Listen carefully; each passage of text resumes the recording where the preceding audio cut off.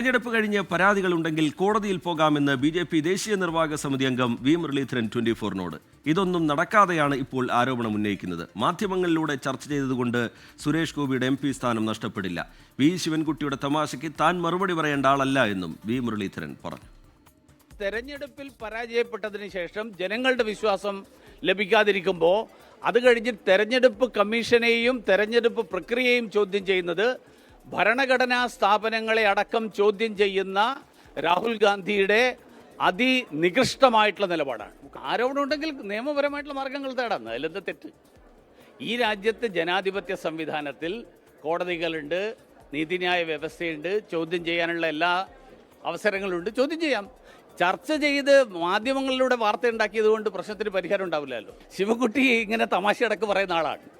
ഗോവിന്ദസ്വാമി ചാടിപ്പോയപ്പോഴും ശിവൻകുട്ടി ചില തമാശകൾ പറഞ്ഞു. അതുകൊണ്ട് ശിവൻകുട്ടിയുടെ തമാശകൾക്ക് ഞാൻ മറുപടി പറയേണ്ട ആളല്ല.